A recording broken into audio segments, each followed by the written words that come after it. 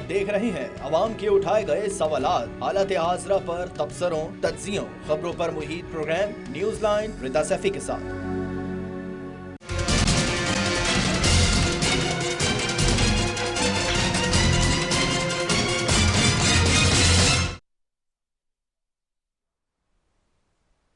अस्सलाम वालेकुम, मैं हूँ रिदा सैफी। नाजरीन, इस वक्त अब से बिल्कुल चंद लम्हात पहले साबिक वज़ीर आज़म इमरान खान तहरीक इंसाफ के चेयरपर्सन खिताब कर रहे थे मुल्क कौम से और कुछ अहम इंकशाफात कर रहे थे उसके अंदर, और कुछ चीज़ें जो है बड़ी पर्टिनेंट और रेलेवेंट पॉइंट उठा रहे थे इलेक्शन कमीशन के उस फैसले के बाद जो कि 2 रोज़ कबल आया है। और उसके अलावा जहां इलेक्शन कमीशन का वो फैसला आया है उसके साथ साथ ही एक ना सिर्फ फॉरेन फंडिंग के हवाले से कुछ हकाइक पर बात कर रहे थे, बल्कि मुल्क और कौम को इस एतमाद में भी ले रहे थे काफ़ी सारी चीज़ों के ऊपर।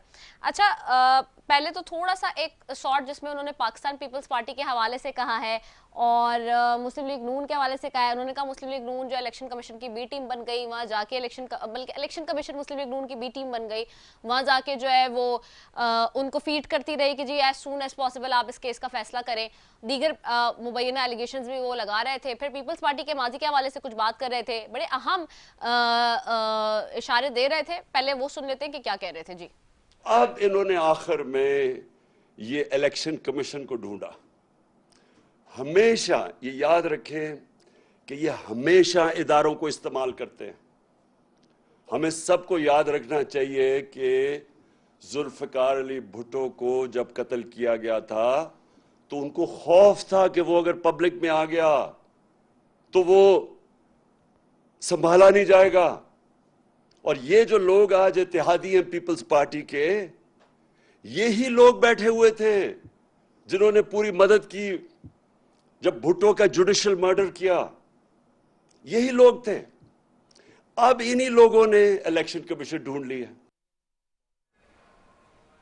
अच्छा जी, अब उन्होंने कुछ माजी के तल्ख हक़ाइक़ पर बात कही। दूसरी तरफ जी IMF की बात करें तो वो अचानक से राजी हुई है तो मुल्क की मईशत भी संभलने लगी है, लेकिन डॉलर ने अपनी कदर खो दी और रुपया अपनी हैसियत पर दोबारा वापस आ रहा है। सोशल मीडिया और फॉरेन फंडिंग के कुछ अखबारात ने पाकिस्तान पर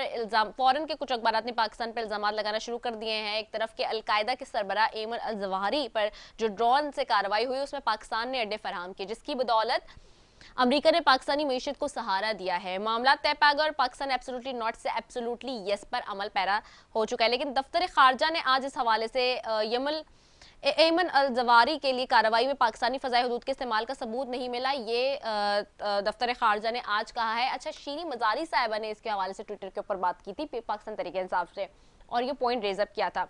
अच्छा, अब सवाल है कि पाकिस्तान ने वही पुरानी पॉलिसी डू मोर पर रजामंदी का जाहिर कर दिया या फिर ये सिर्फ कयास राइयां ही हैं।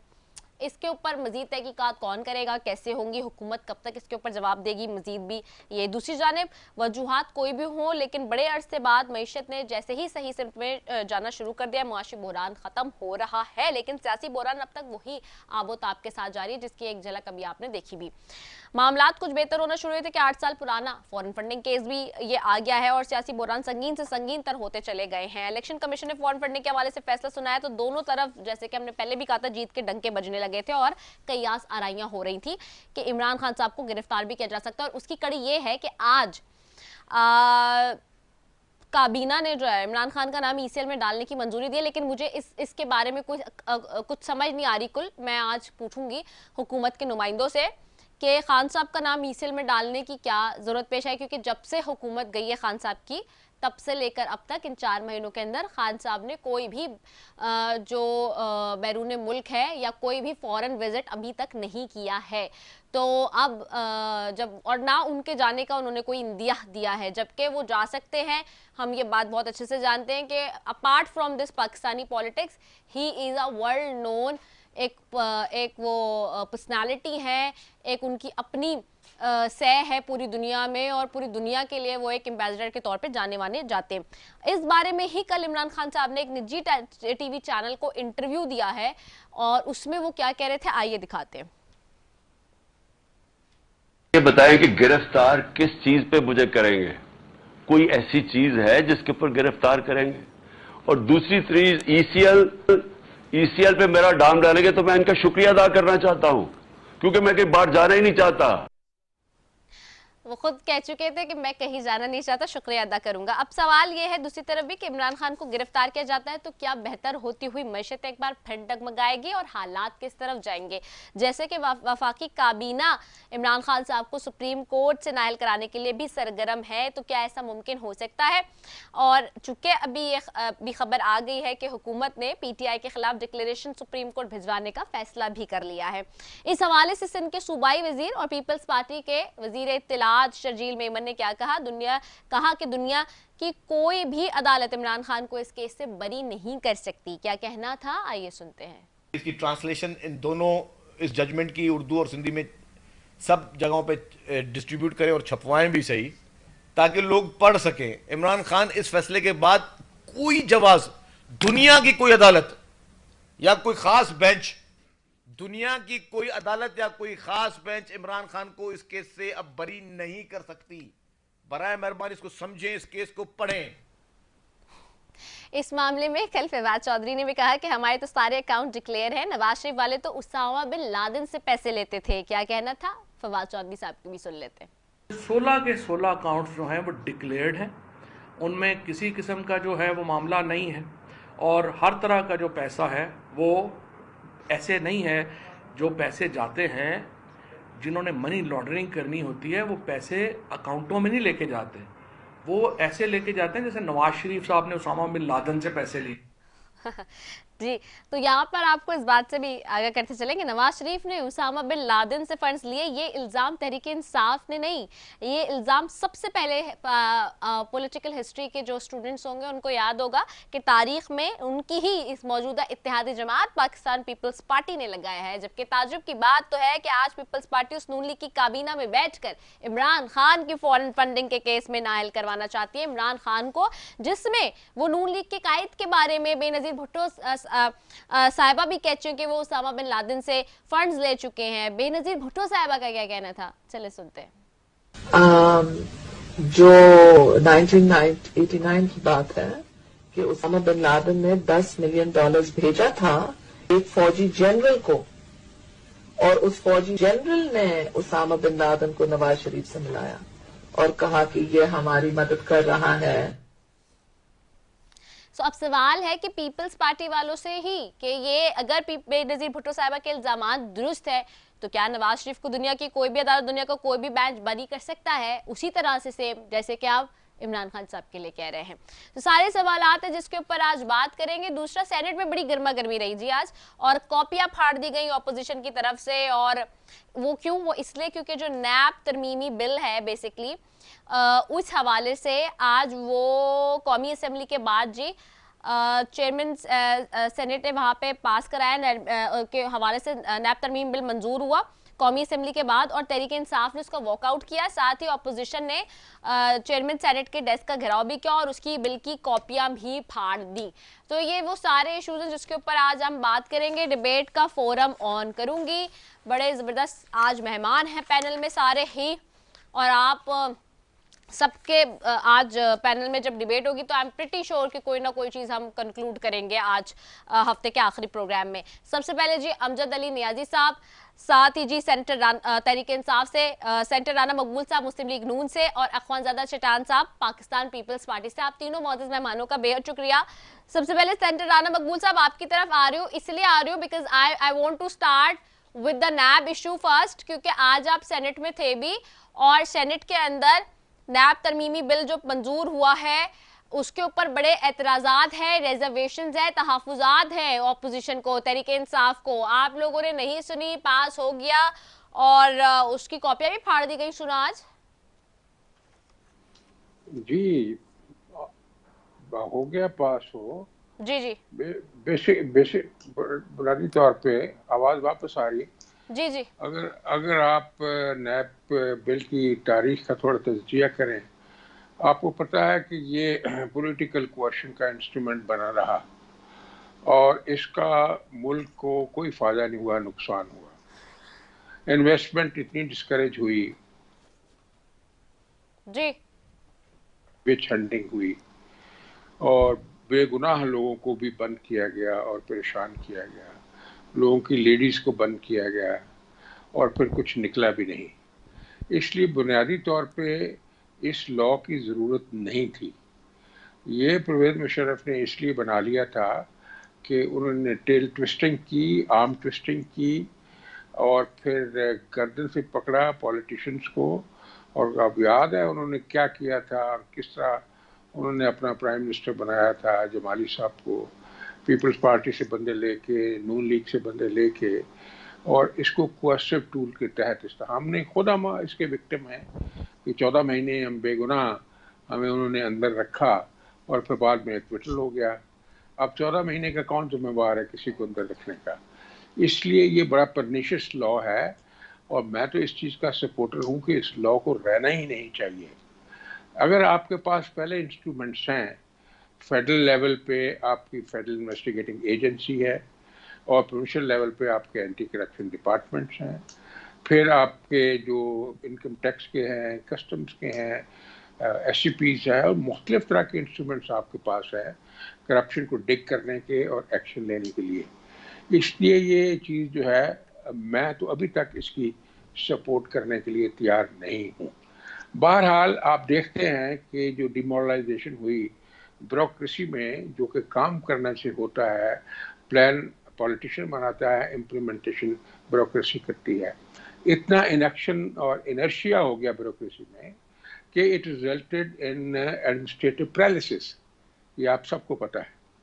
इसलिए अब इसके ऊपर कोई थोड़ी अगर इसकी विंग्स क्लिप किए गए हैं तो बुरी बात नहीं है, अच्छी है। इसका जितना स्पेक्ट्रम कम किया जाए उतना ही अच्छा होगा और मैं समझता हूँ ये बाय एंड बाय इसको फारिग कर देना चाहिए और अपने बाकी इंस्टीट्यूशंस को रिवाइटलाइज करना चाहिए और उनको ही पूरी तरह से सारी स्ट्रेंथ इन्वोक करके, फंडिंग करके और अच्छा पर्सनल दे के ये जो होती है क्रूसेड अगेंस्ट करप्शन, उसके लिए इस्तेमाल करना चाहिए। ये बहुत ज़्यादा ज़्यादतियाँ हुई हैं इस वजह से। इसलिए मैं समझता हूँ कि ये बहुत ज़्यादा नाप तोल के बाद इस पे अमेंडमेंट्स की गई हैं, तो ये कोई गलत काम नहीं हुआ। हाँ, अलबत्ता जो मुखालफत होती है, मुखालिफ लोग इसकी उनकी अपनी राय होती है, उनको पूरा हक है अपने व्यू पॉइंट रखने का। जी, और वो जो भी इस पे कमेंट करें, लेकिन अब चूंकि दोनों हाउसेस ने पास भी कर दिया है, अब प्रेसिडेंट साहब के पास जाएगा, ये लॉ बन जाएगा। ये है मेरी सबमिशन इस बारे में। ओके, अमजद साहब आपकी तरफ आऊंगी। अमजद अली नियाजी साहब, आपको आवाज आ रही है? अमजद अली नियाजी साहब,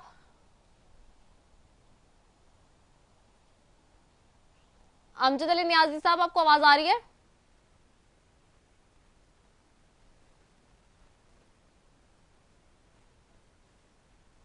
अच्छा चले, अख्वानजादा चटान साहब की तरफ जाऊंगी। अख्वानजादा चटान साहब, आपको आवाज आ रही है?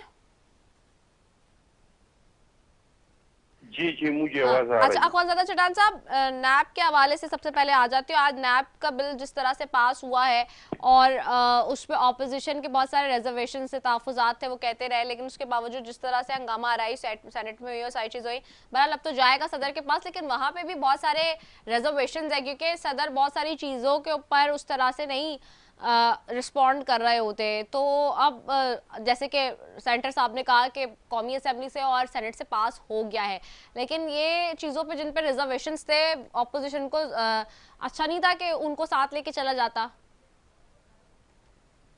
बिस्मिल्लाहिर्रहमानिर्रहीम। देखिए जी, सबसे पहले तो जो लोग इतराज कर रहे हैं, आप इनका माजी को थोड़ा सा देख ले कि इन लोगों ने किस तरह से कानून साजी की है। क्या उन्होंने असेंबली से कानून साजी किए? क्या वो बिलों को सेनेट में लेके आते थे? उन्होंने तो प्रेसिडेंसी में ऑर्डिनेंस उनके फैक्ट्री लगाए थे और ऑर्डिनेंस निकलते थे, और इन लोगों ने तो एक दिन में 42 बिल एक साथ में पास करवाए थे, बगैर किसी बहस के, बगैर किसी मुबाहिसे के। जहां तक इस बिल का ताल्लुक है तो नेब का जो इदारा है वो इसकी कारकर्दगी किसी से पोशीदा नहीं है। ये नेब का इदारा बनाया भी गया था सियासी इंतकाम के लिए, और इससे हमेशा से सियासी इंतकाम का काम लिया है, इनसे अपने अपोजिशन को खामोश करने का काम लिया है, इनसे अपने इत्तेहादियों को अपने साथ रखने का काम लिया गया है, और इस नेब के इदारे के बारे में जो हमारी मुअज़्ज़ज़ जज साहिबान हैं, जो हाई कोर्ट के हैं, जो सुप्रीम कोर्ट के हैं, उन्होंने क्या कुछ नहीं कहा है। और अभी तक जब भी हम नेब की बात करते थे तो मीडिया से 100 बार आपने भी मुझसे पूछा होगा, इस तरह हर एंकर ने, हर जर्नलिस्ट ने हमसे यही पूछा था कि आप लोगों को और नवाज शरीफ का जब हुकूमत था तो आप लोगों ने नेब का कानून को चेंज क्यों नहीं किया। यानी सब ये मानते थे, अदलिया मानते थे, मीडिया मानते थे, हर ये मानते थे कि ये इदारा एहतिसाब का नहीं इंतकाम का इदारा है और इनसे हमेशा से अपोजिशन का के साथ इंतकाम हुआ है। आपको पिछले दिनों में याद होगा कि नेब का चेयरमैन कह रहे थे कि मुझ पे दबाव है कि फिरदौस शकवान के केस को खत्म करे, मुझ पे दबाव है कि हेलीकॉप्टर केस खत्म करे, मुझ पे दबाव है कि मालम जब्बा केस खत्म करे, मुझ पे दबाव है कि फिरदौस शकवान और बरवान का केस खत्म करे। और फिर आपने देख लिया कि वो केसेस खत्म हो गए। जुल्फिकार बुखारी एक दिन नेब के सामने पेश नहीं हुआ और इसका केस खत्म हुआ।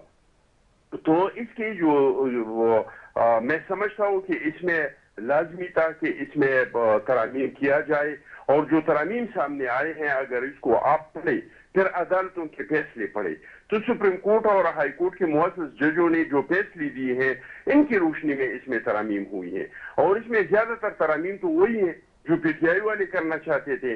तो पीटीआई का जो सियासत है वो तनकीद बर तनकीद का सियासत है। पीटीआई का जो सियासत है वो अपोजिशन बराए अपोजिशन सियासत है। वो इनका सियासत कोई तामीरी सियासत नहीं है और इन लोगों को असेंबलियों में आना चाहिए। हम चाहते हैं कि हम जो भी कुछ करें, हम तो ये समझते हैं कि पाकिस्तान की जो मसाइल है वो न एक पार्टी, न एक शख्स, न एक इदारा इस मसाइल को हल नहीं कर सकते। ये मसाइल को हम सारे मिलकर और उसको हल कर सकते हैं। लेकिन बदकिस्मती से ये जो बंदा सियासत में लाया गया है, जो अपोजिशन ने शुरू में इसके बावजूद कि 2018 का जिस तरीके से इलेक्शन हुआ और जिस तरीके से उसको कुर्सी पे बैठाया गया, इसके बावजूद भी अपोजिशन ने उसको कह दिया कि भाई आपका इंतकाम अपनी जगह पे, आप जिसको जेल भेजना चाहते जेल भेज दिए, जिसका ऐसी निकलवाना चाहते ऐसी निकलवा दी, जिसका पंखा निकलवाना चाहते पंखा निकलवा दी, जिसका खाना और दवाई बंद करना चाहते हैं उसको बंद करी। लेकिन खुदारा आइंदा हमारे मुल्क को जो सबसे बड़ा मसला होगा वो मईशत का होगा। हम आपके साथ मईशत पे एक मिसाक करने के लिए तैयार है, लेकिन ये बैठने के लिए अपोजिशन के साथ तैयार नहीं था। कश्मीर पे बैठने के लिए तैयार नहीं था, कुवैत पे बैठने के लिए तैयार नहीं था। हालांकि ये हुकूमत में था। जब ये हुकूमत में होती हुई ये तैयार नहीं था तो अब ये अपोजिशन में हो के ये किस तरीके से आके और बैठ के और मसाइल पे बात करेंगे। इसका सिर्फ एक ही मसला है सबके साथ कि बस मुझे इख्तिदार पे बैठा दी। अगर मुझे आप बिठाएंगे तो आप ठीक है, नहीं तो फिर आप न्यूट्रल है और न्यूट्रल जानवर होते हैं। उनको अपनी मर्जी का अदलिया चाहिए, उनको अपनी मर्जी का परटिनेंट पॉइंट आ गया। मुझे अमजद साहब की तरफ भी जाना है, ब्रेक पे भी जाना है क्योंकि फिर अमजद साहब आपको आवाज आ रही है अब? जी रिजा, आपकी आवाज आ रही है। अच्छा अमजद अली न्याज़ी साहब, नैब के हवाले से बात हो रही है, जैसे कि आप सुन रहे हैं, और नैब का तरमीम बिल आज सेनेट से भी पास हो गया। बेशक कापियां फाड़ी गई आप लोग की तरफ से और घिराव भी किया गया चेयरमैन सेनेट की सीट का, लेकिन कौमी असेंबली के बाद अब सेनेट से भी पास हो गया है फाइनली। आप लोग अपनी बात मनवाने में किस हद तक कामयाब रहे सेनेट के अंदर और कौमी असेंबली के अंदर? इस हवाले से, कौमी असेंबली में तो खैर है ही नहीं, सेनेट के अंदर। रिदा, आज पाकिस्तान की आवाम को मैं समझता हूँ कि ऐसा बड़ा मैसेज दिया गया है कि पाकिस्तान के अंदर जो चाहे करप्शन करे, जितनी मर्जी चाहे करप्शन करे, और उसके बाद जो है वो प्राइम मिनिस्टर बने, जो चीफ मिनिस्टर बने, और ये पाकिस्तान जो है वो एक बनाना रिपब्लिक बनाने की जो कोशिश की जा रही है, ये बहुत ही मैं समझता हूँ कि हमारे लिए अफसोसनाक भी है और दर्दनाक भी है। आज जितने भी आप देखें कि पाकिस्तान का आज प्राइम मिनिस्टर बेल पे है, उसकी आधी काबीना बेल पे है, उसका जो उन्होंने चीफ मिनिस्टर लगाने की कोशिश की वो बेल पे था। और मकसद आज जो सेनेट से पास करा के ये तो बड़े खुश हो गए क्योंकि हमने जो है वो पास करा लिया है, जिस सेनेट से हमने बिल पास करा लिया है। लेकिन मैं समझता हूँ कि ये कॉन्स्टिट्यूशन की रूह के खिलाफ है। ये आज मैं समझता हूं कि पाकिस्तान के उस शहरी के साथ ज्यादती है जो टैक्स दे रहा है, जो अपने टैक्सों से इनका निजाम कारोबार कर रहा है, उनके साथ ज्यादती है। मैं समझता हूं कि आज ये जो मैंने पहले कहा कि इसका मतलब है कि पाकिस्तान में नहीं है, जहां इनका जो माटो लुटो और फटो आज। जी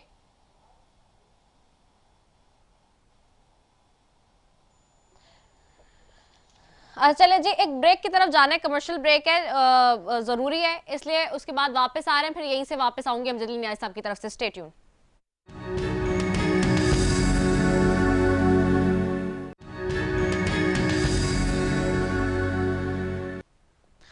वेलकम बैक नाजरीन, और अमजद अली नियाज़ साहब की तरफ वापस जाऊंगी। ब्रेक पे जाना पड़ गया था, इसलिए बीच में बात रह गई थी। अमजद साहब आप कंटिन्यू करें नैप के ऊपर के हवाले से, आप जो बात कर रहे थे। जी जी रिदा, मैं कह रहा था कि आज जो नैब कवानीन के अंदर चेंजिंग लाई गई है, ये पाकिस्तान के अवाम, पाकिस्तान के टैक्स पेयर के साथ एक बहुत बड़ा जुल्म हुआ है, और ये पाकिस्तान की तारीख में आज का ये दिन और ये आज जो है वो शादतरीन अल्फाज से लिखे जाएंगे।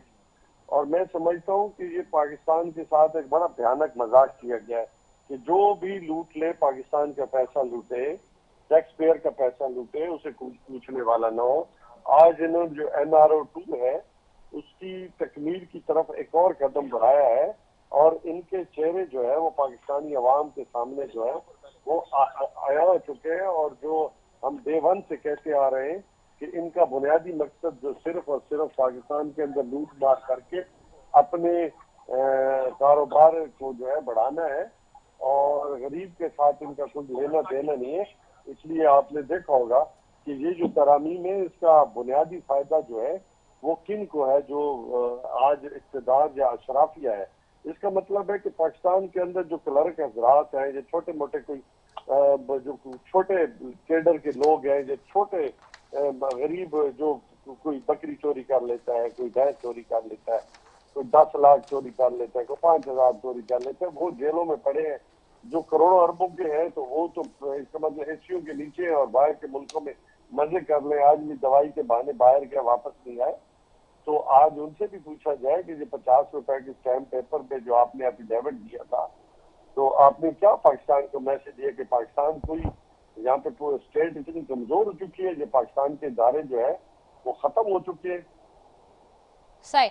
अच्छा, एक चीज और भी है अमजद साहब, चले इस पे तो अब बात हो गई है हमारी रैप के हवाले से, मैं थोड़ा सा इस पे भी बात करूंगी जो फॉरेन फंडिंग के हवाले से, और खासतौर पे खान साहब का जो अभी स्टेटमेंट आया है, जो अभी वो खिताब कर रहे थे अब से कुछ देर पहले, जिसके अंदर वो काफ़ी सारे उनके शॉर्ट्स भी हमने चलाए, एलिगेशंस भी लगा रहे थे। लेकिन एक चीज़ जो कि उन्होंने कहा कि जी इस केस के अंदर जो फैसला लग रहा है उससे तो क्लियरली ये नज़र आ रहा है कि जी बाहर के पैसे लेना ही फॉरेन फंडिंग में शायद शामिल हो जाता है। मिराना मकबूल साहब से भी इस बारे में बात करूंगी, और डेफिनेटली बारे टेक्निकलिटीज़ को बहुत अच्छे से जानते हैं लॉ के हवाले से। लेकिन क्या वाकई आप लोग ये समझ रहे हैं कि ये जो इस वक्त मामला है इलेक्शन कमीशन का, और जिस तरह से बी टीम कहा जा रहा है हुकूमत की, बार बार ये कर रहे हैं, क्या ये नैरेटिव अब चल सकेगा और अवाम इसको एक्सेप्ट करेंगे?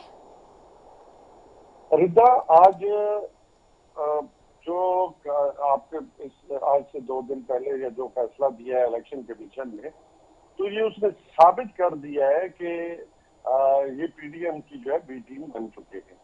और हम इसलिए जो है वो सुप्रीम जुडिशल काउंसिल में केस भी लेके गए हैं, क्योंकि कॉन्डक्ट ऑफ द जो चीफ इलेक्शन कमिश्नर है वो मुतनाज़ा तरीन हो चुका है, और उनके माजी में और हाल में उन्होंने जो फैसले दिए हैं वो खासे मुतनाज़ा दिए हैं। कि एक हवाले से, क्योंकि सुप्रीम अपना इलेक्शन कमीशन एक आईनी इदारा है, और आईनी इदारे की जो सिपहसालारी है वो चीफ इलेक्शन कमिश्नर के पास होती है, और उसने ही सब कुछ जो है वो चीजों को स्ट्रीमलाइन करते हैं। और फिर इंजन ही का रुख जो है वो गलत रुख पे चला जाए तो उसने क्या डायरेक्शन देनी है, और ये मैनिपुलेट कर रहे हैं कि हम किसी तरीके के साथ जो है वो PTI को आउट कर सके, और इस पाकिस्तान में जिन्होंने लुट मार की है और जिन्होंने अपने मफादात को तरजीह दी है और जिन्होंने अपने मफादात का तहफ़्फ़ुज़ किया है, उन लोगों को पॉलिटिक्स में जो है वो इन रखना जो है वो बुनियादी, मैं तो समझता हूँ, मैनिफेस्टो बन चुका है आज चीफ इलेक्शन कमिश्नर का। और इस लिहाज से पाकिस्तान की तारीख के मुतनाज़ा तरीन जो है ये चीफ इलेक्शन कमिश्नर बन चुके हैं। इस लिहाज से पाकिस्तान तहरीक इंसाफ समझती है कि ये बायस्ड है और इन पे हमें सबसे पहले तो एतबार ही नहीं है। हम इनकी न बात, मतलब इनकी किसी बात पे हमें एतबार भी नहीं है। और आपने देखा होगा कि हालिया जो माजी में और हाल में जो इलेक्शन हुए हैं उनके हवाले से जो इनका कांडक्ट था वो भी खासा मुतनाज़ा था और उन्होंने पूरी कोशिश की किसी तरीके के साथ जो है हमारी अपोजिशन जमातें जो है वो हमसे ये इलेक्शन जीत ले। लेकिन आज अल्हम्दुलिल्लाह पाकिस्तान की अवाम और खासतौर पर पंजाब की अवाम ने अपनी मुस्तकिल मिजाजी दिखाई और बावजूद है कि 10-10, 15-15 हजार जैली वोट डाले गए, उसके बावजूद भी पाकिस्तान तहरीक इंसाफ विन कर चुकी है। और आज पंजाब की गवर्नमेंट जो है वो वापस पाकिस्तान तहरीक इंसाफ को मिल चुकी है। तो ये साबित करता है कि इन्होंने तो अपना किरदार अदा किया, लेकिन अल्लाह की जात जो ऊपर बैठी है वो हक और सच के लिए है। इन्हें जितने मर्जी मुतनाज़ा फैसले दे सके, क्योंकि इनकी जो आईनी हैसियत है वो आर्बिट्रेटर की है। अच्छा, लेकिन इसमें अब एक दो चीजें हो गई है ना, एक दो चीजें अमजद साहब, इसमें एक दो चीजें, अब ईसीएल में नाम डल गया खान साहब का एक तरफ, दूसरी तरफ रेफरेंस भेजा जा रहा है जी। खान साहब 10 दफा ईसीएल में डाल दें, 10 दफा अपना उधर डाल दे। मैंने इवन 17 आर्टिकल 17(3) को जो इन्होंने कोट किया वो भी इन्होंने गलत किया। इससे बड़ा और फिर बहुत सारे पाकिस्तानी आज मीडिया पे आके, सोशल मीडिया पे आके बयान खुद दे रहे हैं। क्या हम जो ठीक है हम बाहर कमाते हैं, खाते हैं अपना, और हमने पाकिस्तान तहरीक इंसाफ को फंडिंग की, हमें गैर मुल्की करार दे दिया गया। कितना बड़ा जुल्म है कि हम पाकिस्तान के अंदर अपना जो सियासी किरदार है उसमें हमें मुतनाज़ा किया जाए और हम पे इल्जाम लगाया जाए हम गैर मुल्की एजेंट है। ठीक है, ठीक है, ठीक है। राना मकबूल साहब की तरफ जा रही हूँ। सेंटर साहब, 2-3 टेक्निकल चीजें हैं, जल्दी जल्दी बता दें। एक तो ईसीबी का फैसला जो आया है उसके बाद तो खान साहब कह रहे हैं कि फिर बाहर से पैसे आना ही क्या गलत काम है, ये तो डायरेक्टली इसको हिट कर रहा है। रेमिटेंसेज आती हैं, हम एडीबी की स्कीम्स ले रहे हैं, आईएमएफ से पैसा ले रहे हैं, वर्ल्ड बैंक से पैसा ले रहे हैं, तो फिर क्या वो सारा फॉरेन होगा? फिर लोगों की अपनी वीडियोस आ रही हैं जो पाकिस्तानी हैं, there so many people who are claiming that we are Pakistani, हमें फॉरेन डोनर्स में डाल दिया है, हमें गलत कैटेगरी में शुमार किया जा रहा है। तो ये सारी चीजें भी तो हैं, तो फैसला तो मुतनाज़ नहीं हो गया? आप जो फरमा रही हैं, एक तो अभी रईस साहब हमारे भाई हैं, उनका एहतराम करते हैं। उन्होंने कहा जी आज तो अंधेरी रात है और बड़ा अच्छा दिन है। हाँ, उस दिन रोशन दिन था जिस दिन शायद खाकान अब्बासी को झूठे केस में पकड़ लिया गया था। एहसन इकबाल का भी जब पकड़ा गया वो भी रोशन दिन था। जिस दिन ब्रिगेडियर असद मुनीर को कत्ल किया है इन्होंने, वो भी बड़ा रोशन दिन था। नहीं, हमें कोई खुदा लगती भी करनी चाहिए। जो जुल्म नैब ने किए हैं आपने देखा है, अब इनको याद आ रहा है जस्टिस जावेद इकबाल उनको मिस कर रहे हैं। जिसको ये कहते थे, इशारा करते थे, उसकी गर्दन मरोड़ के वो अंदर बंद कर देता था। 2-2 साल लोग अंदर तड़पते रहे हैं। लोगों की बच्चियों को अंदर बंद कर दिया, लेडीज़ को अंदर बंद कर दिया, कोई खुदा खफी नहीं, कोई चीज़ नहीं निकली। चीफ जस्टिस ने कहा ये पॉलिटिकल इंजीनियरिंग है, और जस्टिस बाकर जैसे जो हैं नेक 3 जजों में से जो एक हैं, उन्होंने क्या कहा, काश नज़ीर साहब भी पढ़ लेते तो उनको इसकी यूटिलिटी का अंदाज़ा हो जाता, ये ऑर्गेनाइजेशन कितनी अच्छी है। हाँ, आपका ये मसला ज़रूर है, you are feeling nostalgic about justice Javed Iqbal. ऐसा बंदा तो आपको मिल ही नहीं सकता कि जो आपके बंदों को छोड़ता जाए और दूसरे के बंदों के साथ जुल्म ढाता जाए। ऐसी नहीं होना चाहिए। हम अपने ज़मीर और अपने खुदा के सामने जवाब दें। अब आइए, ये जो आप फॉरेन फंडिंग वाला या फंडिंग वाली बात कर रही हैं, देखें ये काम किसी और ने नहीं किया। इनका जो फाउंडिंग मेंबर है अकबर साहब जो हैं, उन्होंने ये पिटीशन की, उन्होंने एविडेंस दी प्रिलिमिनरी जो है, और फिर उसको परस्यू करते रहे। अब जो बी टीम है, क्या स्टेट बैंक का रिकॉर्ड भी ये इनकी बी टीम है पीडीएम की, उन्होंने रिकॉर्ड दिया या नहीं दिया? जो सिक्योरिटी कमेटी जी। उन्होंने क्या फाइंडिंग दी है, क्या कंक्लूजन निकाले हैं, वो भी बी टीम है इनकी। और फिर last but not the least, जो कि सारी एविडेंस कॉम्पिटेंट है, जो एविडेंस आई है, फाइनेंशियल टाइम भी बी टीम है इनकी, पीडीएम की। वो देखे तो सही, आप अपनी गलतियों को माने कि ये गलतियां हुई हैं, ये नहीं होनी चाहिए थी। अगर आप अपने 2 अकाउंट या 3 अकाउंट खोलते हैं एक जगह पे और करोड़ों रुपए उसमें जमा कराते हैं और करोड़ों रुपए अपने देशों से कैश करवाते हैं, फिर आप उसको डिक्लेयर भी नहीं करते। आप अपने उसमें जो मियां नवाज को फारिग कर दिया गया प्राइम मिनिस्ट्री से, 3 दफा के प्राइम मिनिस्टर थे और इतना उन्होंने काम किया कि मोटरवे बनाए, बम बनाया, और पता नहीं वो ये है सी पैक बनाया, गवादर एयरपोर्ट को डेवलप किया और फिर बिजली के कारखाने लगाए, उनको निकाल के अब आज तक मुसीबत में फंसे हुए हैं। ये जो फैसले इस तरह के गलत होते हैं, ये बड़े नुकसानदेह होते हैं। इसमें अब बात ये है कि आपके लिए सारी फैसिलिटी मौजूद है। आप कहते हैं कि आप जा रहे हैं जुडिशल जो है सुप्रीम जुडिशल काउंसिल में चले जाएं, लेकिन आज तो ये रूमर उड़ गई थी, बल्कि अखबारों में क्या वो सोशल मीडिया पे, कि उसको वापस ले लिया गया है उस पिटीशन को। आपने ये भी किया है कि आप चले गए हैं इस्लामाबाद हाई कोर्ट में, वहाँ 1 जज 2 जज 3 जज बैठेंगे, दोनों पार्टी को सुनेंगे, आपकी जो सुनवाई होगी, फैसला जो करेंगे वो सबको मानना पड़ेगा। इसके अलावा अगर कोई हुकूमत जो है अपनी गौर खौस के बाद जाती है सुप्रीम कोर्ट में, वो कोई एक दिन में फैसला तो नहीं हो जाना, वहाँ भी आपको पूरे मौके मिलेंगे अपने आप को डिफेंड करने के। अगर सुप्रीम कोर्ट और होपफुली सारे का फुल बेंच बैठेगा सारे सुप्रीम कोर्ट का, होपफुली अपने तजरिए के बाद वो एक अदालती फैसला करेंगे। हो सकता है वो आपके नुक्ता नज़र से एग्री कर जाए और हो सकता है ना करें। इसलिए यूं इस तरह स्टैम्पीड करके, चीज़ों को बुलडोज करके और कमेंट्स अजीबो गरीब दे के तो मामला नहीं चलते हैं। We should not play every time every moment to the gallery, ये अच्छा एटीट्यूड नहीं है। अपना अपना सेल्फ एनालिसिस और इंट्रोस्पेक्शन करते रहना चाहिए। मेरा ये तजिया है जी रजा इस बारे, तो अब इंतजार करें और अपने केसेस को कंटेस्ट करें, एज सिंपल एज दैट। ठीक है, इसमें गाली गलौज की क्या जरूरत है और दुश्मन तराजी की क्या जरूरत है? इंतजार करें, लेकिन ठीक है, आप भी समझते हैं कि इंतजार करना चाहिए, फेस करना चाहिए। ओके, अख्वाजादा चटान साहब की तरफ जाऊंगी। अख्वाजादा चटान साहब, वो आपने शुरू में सुने होंगे ना, शॉर्ट मैंने चलाया कि इल्जाम तो आप लोग की तरफ से लगा था पहले नून लीग के हवाले से, और फॉरेन फंडिंग केस में नायल आप इमरान खान साहब को करा रहे हैं। जी अख्वाजादा चटान साहब, देखिए जी, इल्जाम तो बहुत सारे हैं, लेकिन मुजरिम वो है जिसपे कोई चीज साबित हो, कोई आईनी इदारा। नहीं, वो मैंने बीबी का शॉट चलाया था, आपने सुना होगा ना, उन्होंने उसामा बिन लादेन से फंड लेने का इल्जाम लगाया सारा। मुझे भी सुने ना, आपका सुना था, आप मुझे भी सुने ना, मैंने वो भी सुना था, आपने जो सवाल पूछा वो भी सुना। मैं ये कह रहा हूँ कि इल्जाम तो लगते हैं, इल्जाम तो हर एक पे लगे हैं, आइंदा भी लगेंगे, लेकिन मुजरिम वो शख्स है जो एक आईनी इदारा साबित करे कि हाँ ये काम हुआ है। अब जो बहस हो रही है वो इस पे हो रही है कि इमरान खान पे अपने पार्टी के पाउंड मेंबर ने जो इल्जामात लगाए थे वो साबित हो चुके हैं। वो साबित हो चुके हैं कि 34 ऐसे गैर मुल्की, जिसमें इजराइल के लोग हैं, जिसमें इंडिया के लोग हैं, इनसे पार्टी फंडिंग दिया है।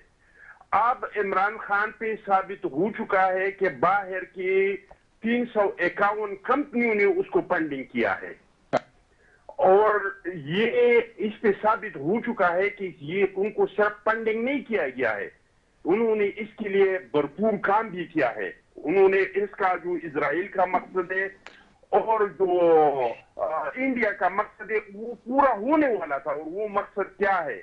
अगर आपने उस मकसद को सुनना है तो आप जाके डॉक्टर इसरार साहब का वीडियो सुने कि इमरान खान को किस वजह से पाकिस्तान की सियासत में किन लोगों ने लाया है।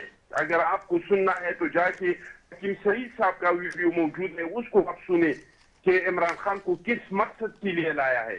इमरान खान को इसी मकसद के लिए लाया था कि पाकिस्तान की मईशत को तबाह करें। फिर अक़वाम मुत्तहिदा पाकिस्तान जब एक बार बैंक डिफॉल्ट हो तो फिर अक़वाम मुत्तहिदा आके सालिस के हैसियत से आएंगे, वो फिर एक निगरान हुकूमत बनाएंगे और इनसे सबसे पहला मुतालबा यही होगा कि आपने इल्मी असासे हमारे हवाले कर दे। और इमरान खान को जिन जिन लोगों ने फंडिंग किया था इनके मकासद को उन्होंने मनोअन मान लिया। अब ये कैसे हो सकता है कि आप IMF के साथ एक मुआहदा करें और फिर इनसे आप पीछे मोड़े और आप बाहर दुनिया से फ्यूल मंगवाए और इसमें 8,000 9,000 एक सरमाएदार को इनको लैंड क्रूजर को अगर वो 10 दिन में एक बार टैंक फुल करता है, 2 बार टैंक फुल करता है, तो एक बार टैंक फुल करने में उसको आप 8,000 और 9,000 सब्सिडी देते हैं। तो वो इस मकसद के लिए लाया गया था और वो इस मकसद की तरफ जा रहा था। अगर PDM में इत्मीनान नहीं आती तो इमरान खान तो अपने मकसद में कामयाब हो चुका था। तो अब इनसे ये पूछना है कि भाई ये 34 जो गैर मुल्की है उनको आखिर क्या पड़ी कि वो PTI को कामयाब करना चाहती थी पाकिस्तान में। ये जो 351 गैर मुल्की कंपनियां हैं उसको क्या ख्वाहिश थी। ये जो बाहर मुल्क का एक फ्रेंड्स है उसको क्या पड़ी थी कि आपको इसके सिर्फ 2 मकासद थे। कुछ लोगों के मकासद सिपेक को नाकाम बनाना था क्योंकि अगर गवादर कामयाब हो जाए तो इन लोगों पे इसका बहुत बड़ा असर पड़ेगा। और दूसरे लोगों का मकसद ये था कि पाकिस्तान के जो इल्मी असासे हैं कि वो हवाले कर दे। और मैं अमजद अली नाजी साहब से बहुत दरख्वास्त करता हूँ क्योंकि ये ऐसी शख्सियत का बेटा है जो इनके वालिद साहब बात करते थे तो हर बात आईन और कानून के तनाजुर में रह के बात करते थे। आपको जेब नहीं देता है इस तरह के इल्जाम देने का जिस तरह के इमरान खान या पुआ चौधरी इल्जाम लगाते हैं। भाई इस नेब के इदारे में 11 साल तक जरदारी साहब को रखा गया जेल में, क्या इसके कुछ साबित हुआ? आपके दौर में 2 दर्जन से ज्यादा लोगों को गिरफ्तार किया गया। जरदारी साहब को गिरफ्तार किया, खुर्शीद शाह साहब को गिरफ्तार किया, अली परियार को गिरफ्तार किया, शहबाज शरीफ को गिरफ्तार किया, मरियम नवाज को गिरफ्तार किया, हसन इकबाल को गिरफ्तार किया। 90 दिन आप लोगों ने रिमांड में इस इदारे के जरिए रखा, 2 साल जेलों में रखा। फिर जब अदालतों में बात गई तो अदालतों ने क्या कहा? अदालतों का जवाब यही था कि ये तो सियासी इंतकाम हो रहा है, ये इदारा तो सियासी इंतकाम के लिए बनाया गया है। तो हम ये तो अच्छा था कि वो पुराने कवानीन थे और जिस तरह के आप लोगों ने किया था सियासी इंतकाम, इस तरह के हम भी आप लोगों से सियासी इंतकाम लेते, लेकिन हम मुल्क बचाने के लिए आए हैं, हम किसी से सियासी इंतकाम देने के लिए नहीं आए हैं। आप लोगों के जो कारनामे हैं, जो आप लोगों ने डाका डाला है तो शाखाने पे, जो आप लोगों ने चीनी में जो इमरान खान के दस्तखत से ठीक है ख्वाजा चट्टान साहब, टाइम गंदम में, पेट्रोल में, गैस में, आप लोगों ने इसका हिसाब देना है, लेकिन इंतकाम नहीं होगा, वो एहतसाब होगा। दुनिया को नजर आएगा कि ये इंतकाम नहीं हो रहा है, ये एहतसाब हो रहा है। चले ओके ख्वाजा चट्टान साहब, अमजद साहब, सेंटर आला मकबूल साहब, बहुत शुक्रिया आप तीनों मोअज़्ज़ज़ मेहमानों का। अच्छा जी, डेफिनेट सी बात है कि जो हुकूमत में जब होता है वो यही बात करता है कि जी हम जो कर रहे हैं वो एहतसाब है, वो इंतकाब नहीं है, और जो अपोजिशन कर रही है वो रोना गाना कर रही है। यही वो दी ज़्यादा ओल्ड टैक्टिक्स इन दी पाकिस्तान पॉलिटिक्स, ये कोई नई इफ इन बट्स और टैक्टिक्स नहीं है। प्लस एक चीज़ और जो उन्होंने कहा बड़ा इंपॉर्टेंट कि जी आप ने हमें रखा और गिरफ्तार किया, तो please I mind you one thing more Khawaja चट्टान साहब के जी ये केसेस माजी में नून लीग और पीपल्स पार्टी ने एक दूसरे पे बनाए हुए थे, पाकिस्तान तहरीक इंसाफ की हुकूमत ने नहीं बनाए थे वो केसेस, और वो बार बार यही बात करते थे, तब भी आपके पास जवाब नहीं था, एंड आई एम श्योर आज भी जवाब नहीं है। बहरहाल जी, हफ्ते के रोज़ का आखिरी प्रोग्राम होता है, इंशाल्लाह ज़िंदगी रही तो अगले हफ्ते फिर मुलाकात होगी। इसके साथ अपनी मेज़बान रज़ा सैफ़ी को दीजिए इजाज़त। पाकिस्तान जिंदाबाद।